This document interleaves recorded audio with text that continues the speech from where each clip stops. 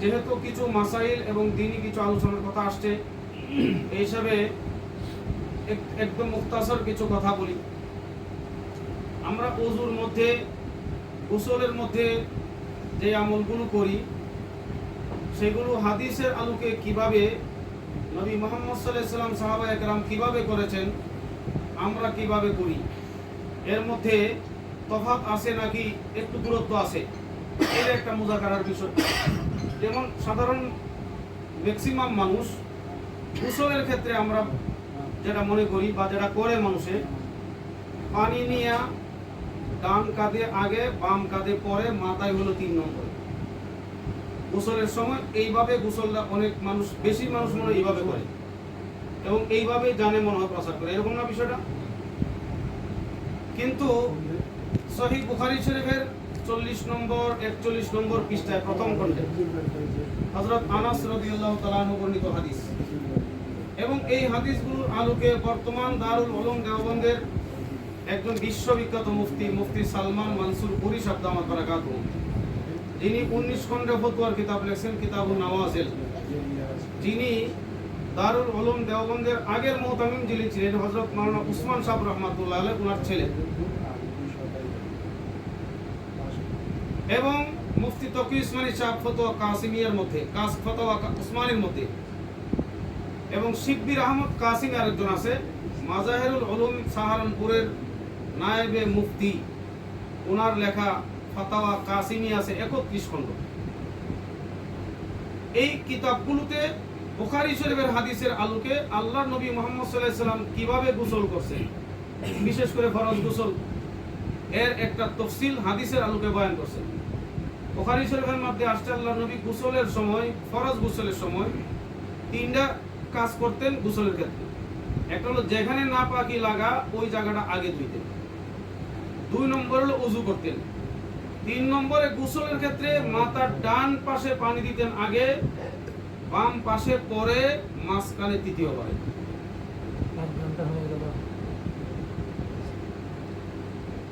আমরা যেটা ব্যাপক হারে মানুষের জানি আর করি, সেই ভুলটা হলো ডান কাঁধে দেই আগে, বাম কাঁধে পরে, মাথায় হলো 3 নম্বরে। এই কথাটা পৃথিবীতে প্রথম যেই ফতোয়ার কিতাবের মধ্যে আসছে সেটা হলো ফতোয়া আলমগীর। সেখান থেকে আমাদের কওমি মাদ্রাসার, যেহেতু এখানে বেশিরভাগ উলামায়ে কেরাম, উর্দু কিতাবগুলোর মধ্যে এইভাবে বর্ণিত হয়ে আসছে, কিন্তু আমাদের এই আকাবিরে দেওবন্দ ওনারা বলছেন যেভাবে এখন বর্ণিত হয়ে আসছে, এটা 2টা সমস্যা। একটা হলো এটা হাদিস বিরোধী, 2 নম্বর হলো বিজ্ঞান বিরোধী। হাদিস বিরোধী কেমনে? সমস্ত হাদিসের কিতাবে, বিশেষ করে বুখারী শরীফের কথা বললাম, প্রথম খণ্ড 40 নম্বর 41 নম্বর পৃষ্ঠায় রাসূল সাল্লাল্লাহু আলাইহি ওয়াসাল্লাম গোসল কেমনে করছেন, এই হাদিসটা বারবার রিপিট হয়েছে। আল্লাহর নবী প্রথম গোসলের সময় একটু যেখানে ময়লা আছে ময়লাগুলো পরিষ্কার করছেন, 2 নম্বরে ওযু করছেন, 3 নম্বরে প্রথম সূচনা হয়েছে মাথায় পানি দেওয়ার মাধ্যমে। মাথার ডান পাশে জগ দিয়ে মগ দিয়ে পানি দিয়েছেন, এরপরে বাম পাশে তৃতীয়বার হলো মাঝখানে। তো নবীজির গোসল যেভাবে হাদিসে আসছে এইভাবেই হবে। এই জন্য যারা ডান কাঁধে পানি দেয়, এরপরে বাম কাঁধে, 3 নম্বরে মাথায়, এটা হাদিস বিরোধী একটা। 2 নম্বরে বিজ্ঞান বিরোধী। কেন? এখন দেখবেন মেডিকেল সায়েন্সের যারা ডাক্তার, ওনারা এটা বলে, আমরাও সহজে এখন বুঝবো। এটা একটা মানুষ যখন ডান কাঁধে পানি দেয়, বাম কাঁধে পানি দেয়, শরীরটা ঠান্ডা হয়ে যায়, তখন শরীর ঠান্ডা হয়ে তার গরমটা মাথায় যায় ঢুকে। তো যাদের প্রেসার আছে এদের জন্য ক্ষতি। প্রেসার না থাকলেও যখন শরীর ঠান্ডা হয়ে গরমটা যায় মাথায় যায়, গরমটা ঢুকে, মাথা গরম থাকে, তখন শরীরের জন্য ক্ষতি, স্বাস্থ্যের জন্য ক্ষতি। আল্লাহর নবী মুহাম্মদ সাল্লাল্লাহু আলাইহি ওয়াসাল্লাম এমন একটা সুন্নত বলেন নাই, এমন একটা সুন্নত ইসলামে নাই যেটা বিজ্ঞান বিরোধী। হ্যাঁ, বিজ্ঞানে অনেক সময় বলতে পারে যে এটা আমরা বুঝি না, এটা মানি না, এই ইসলামের এই সুন্নত আমরা অস্বীকার করলাম। এটা কেন অস্বীকার করছে? এটা তাদের বিজ্ঞান রসুলের বিজ্ঞানের উচ্চ শিখর পর্যন্ত না পৌঁছার কারণে।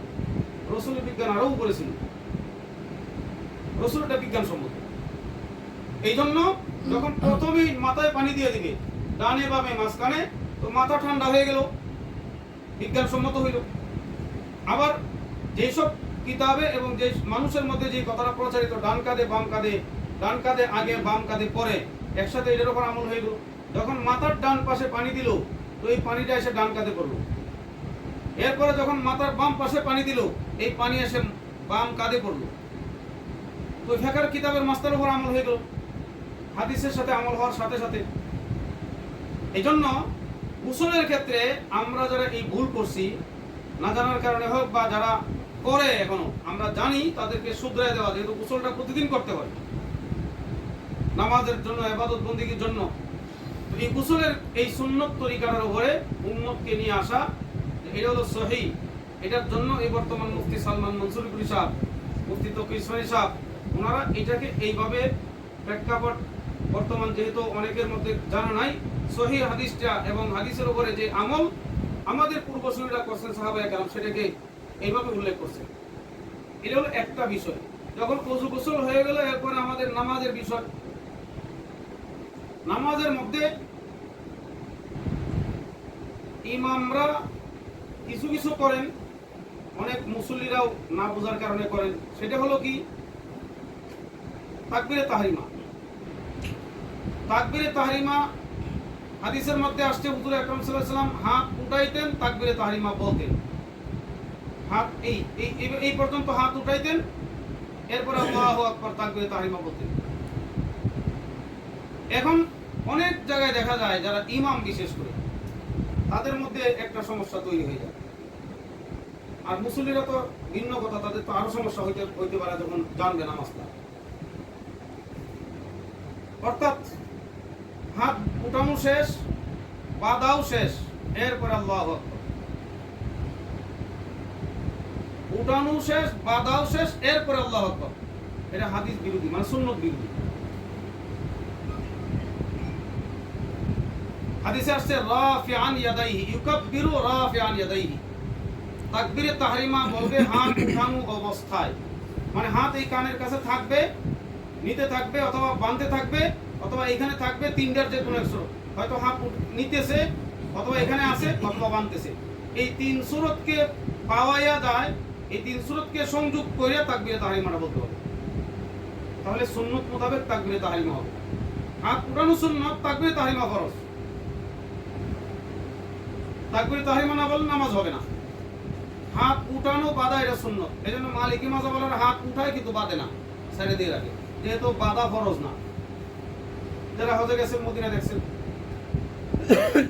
এইখানে এই সুন্নতের উপর আমরা আমল করতে হবে খুব সতর্কতার সাথে। অর্থাৎ হাত বাঁধার পরে তাকবীর না বলা। হাত কানের থেকে নিচে নামানোর সময় তাকবীর বলে ফেলাম, তাহলে সুন্নত মতো হবে। আর হাদিসের মধ্যে যেটা আসছে সহিহ মুসলিম শরীফ প্রথম খণ্ড 168 নম্বর পৃষ্ঠায়, হাত কতটুক উঠাইবে এটা নিয়ে 3টে হাদিস আছে। এক হাদিসের মধ্যে হলো হাত উঠাইবে কাঁধ পর্যন্ত, এটা প্রথম হাদিস, কাঁধ পর্যন্ত। আর এক হাদিসে আছে হাত উঠাইবে কানের লতি পর্যন্ত। আর এক হাদিসে আছে হাত উঠাইবে কানের মাথা পর্যন্ত। কিন্তু ফুরুক ইউজ নাই। তাহলে শব্দ হলো 3টা, একটা হলো কাঁধ পর্যন্ত, আর একটা হলো কানের লতি পর্যন্ত, আর একটা হলো কানের মাথা পর্যন্ত। 3টা হাদিস আছে, 3টাই সহিহ মুসলিম শরীফের 168 নম্বর পৃষ্ঠা, একই পৃষ্ঠায়। এখন কিছু মানুষ যারা আহলে হাদিস, তারা তো কাঁধ পর্যন্ত উঠায়, একটা মানলো, 2টা মাইনাস করে দিল। 3 হাদিসের একটা মানা, 2টা বাদ দিয়ে দেওয়া। অর্থাৎ গোটা হাদিসের ভান্ডারের 1/3 মানা, 2/3 মাইনাস করা, আবার নিজেদের নাম আহলে হাদিস দেওয়া। এর চাইতে ধোঁকাবাজি পৃথিবীতে আর হইতে পারে না। 3 হাদিসের একটা মানলো, 2টা মাইনাস করে। অর্থাৎ এরা 1/3 হাদিস মানে 2/3 বাদ, এরপর নাম আহলে হাদিস। ইমামে আজম আবু হানিফা রাহমাতুল্লাহ আলাইহি সুন্দর তদবির দিয়ে দিয়েছেন। একই সাথে 3 হাদিসের উপর আমল করবেন। 5 ওয়াক্ত নামাজে, ফরজ হোক, নফল হোক, যোহর হোক, ফজর, আসর হোক, মাগরিব হোক, প্রত্যেক নামাজের প্রত্যেক ওয়াক্তে একসাথে 3 হাদিসের উপর আমল হবে। কোন দিন একটা হাদিসও বাদ যাবে না। এরপরেও আল্লাহর নবী মুহাম্মদ সাল্লাল্লাহু আলাইহি ওয়াসাল্লামের হাদিস আমরা 24 ঘন্টার প্রত্যেক নামাজে মানি, আমরা আমাদের নাম আমাদের মুরব্বিরা কাবিরা আহলে হাদিস দেন নাই, নাম দিবেন কি আহলে সুন্নাত ওয়াল জামাত, মুসলমান আর কি নাম, কোরআন হাদিস মানি যারা সবাই মুসলমান। এই তিনও হাদিসের উপর একসাথে কেমনে আমল করছে? ইমাম আজম আবু হানিফা রাহমাতুল্লাহ বলেন, ও দেখেন এই বৃদ্ধাঙ্গুলি যদি কানের লতি বরাবর আপনি উঠান, ফতোয়া স্বামীতে বলছে বৃদ্ধাঙ্গুলির মাথা কানের লতি স্পর্শ করলে বেশি ভালো, তখন তার ইয়াকিন হয় এবং তার জন্য একটা নিশ্চয়তা হয় যে আমি হাত উঠাইলাম কতটুক, যখন কানের লতি স্পর্শ করে তখন সে বুঝতে পারে, সহজে বোঝা হয়, নিশ্চিত হয়। তো কানের বৃদ্ধাঙ্গুলির মাথা কানের লতি যদি স্পর্শ করে তাহলে ওই মাঝখানের হাদিস রসুল হাত উঠাইছেন কানের লতি বরাবর, এটা আমল হইল। বৃদ্ধাঙ্গুলির দিকে তাকাইলে এই হাদিসের উপর আমল হইল। আর যদি কেউ বলে হাতের শুরু তো এখানে, তাহলে হাতের শুরু এই জায়গায় আর কাঁধের শুরু এই জায়গায়, তাহলে ওই প্রথম হাদিসের উপর আমল হয়ে গেল, কাঁধ বরাবর উঠাইছে। আর যদি বলে হাতের শেষ তো হলো এখানে, শাহাদত আঙ্গুলি, রসুল তো কইছে কানের মাথা পর্যন্ত হাত উঠাইতে, তো তাহলে ওই হাদিস মানে ওই হাতের আঙ্গুল আর কানের মাথা যদি দেখেন তাহলে তৃতীয় হাদিসের উপর আমল হয়ে গেল। একই নামাজে তিনটা হাদিসের উপর আমল হয়ে গেছে। তো আমাদের এটা হলো আমল। এজন্য হাত উঠাইতে গিয়া ফতোয়া শামিওয়ালা সুন্দর একটা তদবির দিয়ে দিছে, ইমাম আজম আবু হানিফার কথার ভিত্তিতে যদি বৃদ্ধাঙ্গুলি কানের লতি বরাবর স্পর্শ করে তাহলে একসাথে 3 হাদিসের উপর আমল হয়ে গেল। সাহাবায়ে কেরামের মধ্যে কেউ বলছে যে হাতের তালু এখান থেকে শুরু, এইটা দেখে ওনারা বলছে রসুল হাত উঠাইছে কাঁধ পর্যন্ত। আর কেউ বলছে রসুল যেহেতু কানের বৃদ্ধাঙ্গুলি স্পর্শ করছেন তাহলে হাত উঠাইছে রসুল কানের লতি বরাবর। আর যারা দেখছে হাতের আঙ্গুলের মাথা কানের মাথা উপরে, তারা বলছে রসুল হাত উঠাইছেন কানের মানে আগা পর্যন্ত। যে সাহাবী যেটাকে দেখছে ওইটাকে দেখে ওইভাবে রওয়ায়াত করছেন। কিন্তু ইমাম আজম আবু হানিফা এমন ভাবে একটা সমাধান দিলেন যে একসাথে 3 হাদিসের উপর আমল হয়ে যায়। এজন্য আমরা নামাজের মধ্যে যদি এই সতর্কতাও অবলম্বন করি, বৃদ্ধাঙ্গুলিকে কানের লতি বরাবর স্পর্শ করে তাহলে একসাথে 3 হাদিসের উপর আমল হয়ে গেল। এবং এখান থেকে হাত নামানোর সময় আল্লাহ করব, বাদার পরে নয়, বাদার আগে, বাদার শুরু আর তাকবীর বলা শেষ। তাকবীর এখান থেকে বলতে বলতে নিচের দিকে আসবে, বাদা হাত বাদা শুরু, তাকবীর বলা শেষ। এরপরে সংক্ষেপ করে দিই, যখন আমরা বিশেষ করে যারা ইমাম জাহারি নামাজে আস্তের জুরে কেরাতের নামাজগুলোতে যখন সূরা ফাতিহা পড়া হয়, তখন ফিকহের কিতাবে মুস্তাহাব হলো সূরা ফাতিহার প্রত্যেক আয়াতে ওয়াকফ করা, এক শ্বাসে 2 আয়াত না পড়া, যেটা অনেকেই করে বসে। ফরজ নামাজের মধ্যে এটা মুস্তাহাব, এটা সুন্নত না, মুস্তাহাব। প্রত্যেক আয়াতে সূরা ফাতিহার প্রত্যেক আয়াতে নিঃশ্বাস ফেলা মানে ওয়াকফ করা। এটা দেখবেন হারামাইন শরীফাইনের ম্যাক্সিমাম ইমাম ওইটা করে, সূরা ফাতিহার প্রত্যেক আয়াতে শ্বাস মানে ওয়াকফ করে। একজন দুজন আছে ভিন্ন। এটা হানাফি মাযহাবের ইমাম আজম আবু হানিফা সহ সবাই বলছেন প্রত্যেক আয়াতের মধ্যে ওয়াকফ করা মুস্তাহাব, কারণ প্রত্যেক আয়াতের পরে হাদিসের মধ্যে আসছে আল্লাহ পাক রব্বুল আলামিন বান্দাকে একটা জবাব দেন। আল্লাহ বান্দা যেটা আল্লাহর কাছে চায় সূরা ফাতিহার আয়াত দিয়া, এটার জবাবে আল্লাহ একটা কথা বলেন। তো আমরা তো শুনি না, তো আল্লাহ যেহেতু একটা কথা বলেন, জবাব আছে যেহেতু আয়াতের প্রেক্ষাপটে, এই জন্য আমরা না শুনলেও ওই জবাবের সম্মানার্থে ইমাম আজম আবু হানিফা বলছেন সূরা ফাতিহার প্রত্যেক আয়াতের পরে ওয়াকফ করবে, যেন জবাবের একটা সুযোগ সে দিল যে আল্লাহ এখন আপনি কি বলার বলেন, আমি চাইলাম তো আপনার কাছে, এখন আপনারটা বলেন। যদিও আমি শুনতেছি না, ফেরেশতারা শুনতেছে, তারা আমার পক্ষে জবাব দিবে, তারা আমার পক্ষে লিখবে। এজন্য সূরা ফাতিহার প্রত্যেক আয়াতের মধ্যে ওয়াকফ করা মুস্তাহাব। এক শ্বাসে আমরা যারা বিশেষ করে ইমাম, এটা যেন না করি, কারণ নামাজ তো গুরুত্বপূর্ণ ইবাদত ইমানের পরে। আমরা যত বেশি ইমাম হয়ে আলেম হয়ে নামাজের গুরুত্বটা দিব মসজিদে, তত বেশি নামাজ সুন্দর হবে, মানুষের নামাজ তত বেশি উত্তম হবে, সুন্দর হবে, ভালো হবে। এরপরে সালামের ক্ষেত্রে একদম সংক্ষেপ করে দিই, অনেকেই আমরা এই কাজটা করি, বিশেষ করে আমরা যারা ইমাম, সাধারণ মানুষ তো কম জানে, ইমাম যারা, আমরা সালাম দেওয়ার ক্ষেত্রে এই মাসলা জানার দরকার। সালাম দেওয়ার ক্ষেত্রে অনেকেই এখান থেকে আসসালামু আলাইকুম ওয়া রাহমাতুল্লাহ মানে এই গাঁর ফিরানোর পরে সালাম শুরু করে, অথবা গাঁর ফিরাইতে থাকে সালাম শুরু করতে আসসালামু আলাইকুম ওয়া রাহমাতুল্লাহ। দ্বিতীয় সালাম ওখান থেকে শুরু হয় আসসালামু আলাইকুম ওয়া রাহমাতুল্লাহ।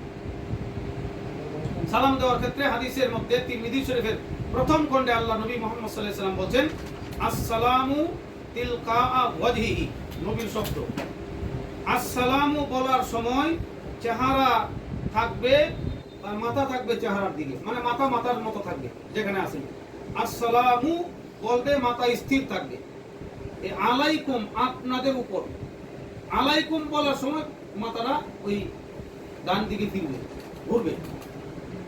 আসসালামু আলাইকুম, তাহলে পুরা আসসালামু বলার সময় ঘুরবে না, আবার আসসালামু আলাইকুম ওয়া রাহমাতুল্লাহ বলার সময় ঘুরবে না, বরং আসসালামু বলার সময় মাথাটা শুধু মানে স্ট্রেট থাকবে, সোজা থাকবে।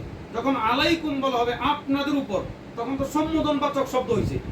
আপনারা মানে আমার ডান পাশে যারা মুসল্লি এবং ফেরেশতা আছেন, তখন এই সম্বোধনবাচক শব্দ বলার সময় মাথা ঘুরবে। আসসালামু বলার সময় মাথা স্ট্রেট থাকবে, আসসালামু আলাইকুম ওয়া রাহমাতুল্লাহ। এরপরে নীরব মাথা আবার আগের জায়গায় চলে আসবে।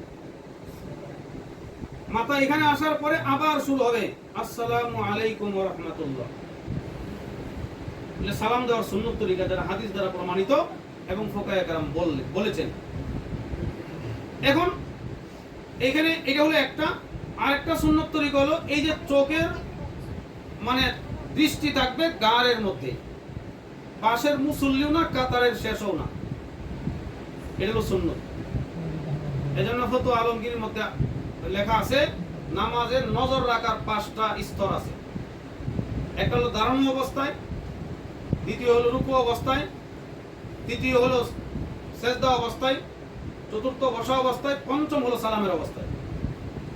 দাঁড়ানো অবস্থায় নজর সেজদার জায়গায় থাকবে, রুকু অবস্থায় নজর যখন রুকুতে যাবে তখন ওই দুই পায়ের যে বৃদ্ধাঙ্গুলি আছে ওই দুই পায়ের বৃদ্ধাঙ্গুলির মধ্যে থাকবে রুকু অবস্থায়,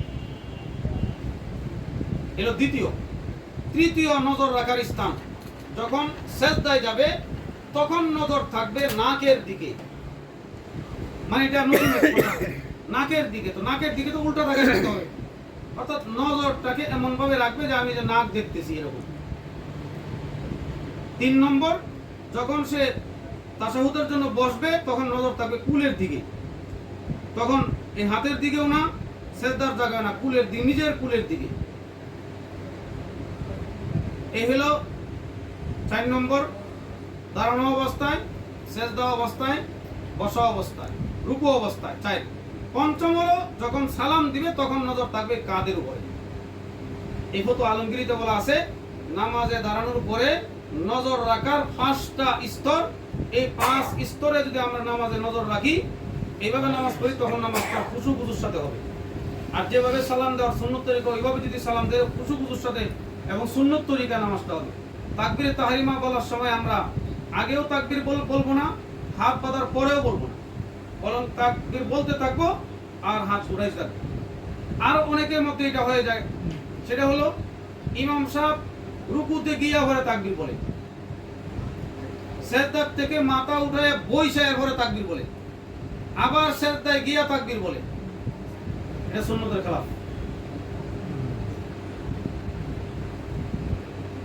ইমাম সাহেবকে বললে যে আপনি এরকম করলেন, আপনি একবার রুকু থেকে সোজা হয়ে দাঁড়াইলেন, এরপরে তাকবীর বললেন, সামি আল্লাহু লিমান হামিদা বললেন, এরপরে সব মুসল্লি দেখতেছে ইমাম সাহেব একবারে সেজদায় চলে যাইতেছে, কোনো আওয়াজ নেই, আল্লাহু আকবার বলতেছে না, যে কারণে মুসল্লি আর সেজদা যায় না।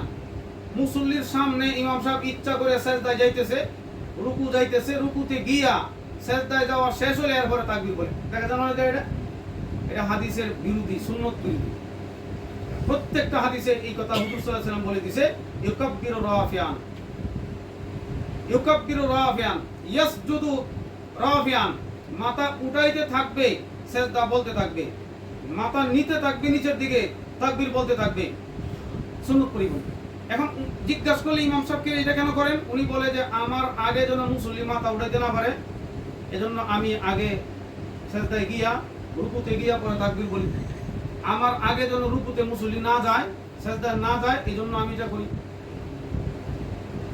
উনি মুসল্লির নামাজ সহি না কইরা সহি করতে গিয়ে নিজেরটা সুন্নতের খেলাফ করে গেছে, এটা ভুল।